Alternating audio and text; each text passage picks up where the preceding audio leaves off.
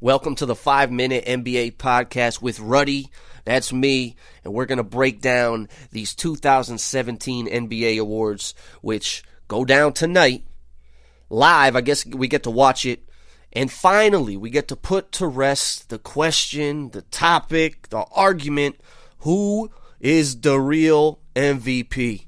Let's get into it. 2017 NBA Awards Show, 5-Minute Podcast. Let's talk, man. Yeah, so this is supposed to be a big deal this year. They're turning it into a whole event. All right, we're down with that. So, hey, it'll be fun to see all the players in attendance and who are they bringing, you know, what type of chicks. I'll tell you this right off the bat. Anybody who shows up with a Kardashian, I guarantee they're not going to win their category. But let's talk about some of these categories, man. Let's start off with Rookie of the Year. You got Malcolm Brogdon from the Milwaukee Bucks, Joel Embiid from the Sixers, and Dario Saric from the Sixers. And, of course, Embiid and Saric are part of that new tandem. They call themselves the Feds, which is Fultz, Embiid, Dario, and Simmons. But as far as Rookie of the Year goes, Embiid, man, you can't play 31 games and win Rookie of the Year in my eyes. I'm going to tell you Dario Saric deserves it and should win that. Let's go down to NBA Sixth Man Award. Eric Gordon from the Rockets, Andre Iguodala from the Golden State Warriors, and Lou Williams from the Houston Rockets. Now, by the way, take a mental note that two of these players nominated for Six Men are on the Houston Rockets, because that'll tie into my MVP choice. But anyway, man, I'm going with Andre Iguodala. He is the man. Defense, ultimate team player, clutch defender, clutch player. Andre wins Sixth Man of the Award this year. You got NBA Coach of the Year, too, Mike D'Antoni, Houston Rockets, Greg Popovich, of course, and Eric Spoelstra with the Miami Heat. Of course, Eric did a lot with very little, but this is an easy choice. Mike D'Antoni just changed James Harden, made James Harden to a superstar. Shout out to D'Antoni. He definitely wins NBA Coach of the Year. NBA Most Improved Player. I think this is probably the easiest category of all. You got the Greek Freak, man, Giannis, the Milwaukee Bucks. You got Rudy Gobert of the Jazz. And then, of course, Nikola Jokic. Listen, this, like I said, this is the easiest one. The Most Improved Player is the Greek Freak.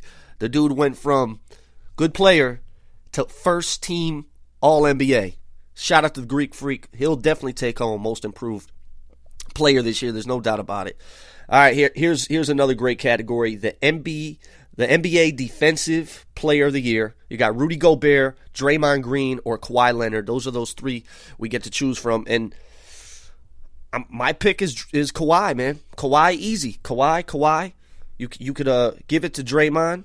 Rudy Gobert, hell of a defender too. Underrated because he plays in Utah.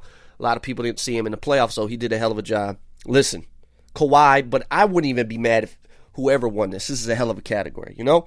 But let's get into the MVP, man. This is what everyone wants to talk about. Who's going to win 2017 NBA MVP? All right, man, listen. You got two guys that really it matters. There's three players to choose from that they call the finalists. You got Kawhi Leonard, Russell Westbrook, James Harden, and I'm just going to give you some stats to let them sink in. It's the last time we're going to be hearing about it. That's the great thing about this, man. Finally, we don't have to hear this conversation. But, okay, James Harden, man, hell of a year, 29 points a game, 8 rebounds a game, 11 assists, led the league in assists. His team, hell of a year, too. His team led his team to 55 wins, third seed in the West. You know, they did decent in the playoffs until James Harden kind of bombed out. But shout out to him, hell of a year. And then you got Russell Westbrook, man. Come on, triple-double he averaged, 31 points, 10 rebounds, 10 assists, and led his team, full of nobodies, by the way, literal nobodies, to a 6th seed in the hardest conference, which is the West. Hands down, you got to go with Russell Westbrook. I know Kawhi is in there too, man, but it's between Harden and Westbrook. You can't ignore those numbers. Now, if you ask me if out of all those players to start a team, I'm taking Kawhi all day. But MVP is Russ. Triple-double. Enough said. The things he did with less, like literally, he had bums on his team. Oladipo, what a disappointment he was. He got 10 assists. He averaged 10 assists. Playing with literal bums. And if you took him off that team is in the top 3 lottery discussion. That's how bad they are. Now, my thing with James Harden is, man, he just had a better cast around him. I just mentioned that Eric Gordon and Lou Williams are in the discussion for 6-man tonight. Either of those guys could win it. So you got a bench that deep where 2 of your players could be 6 men.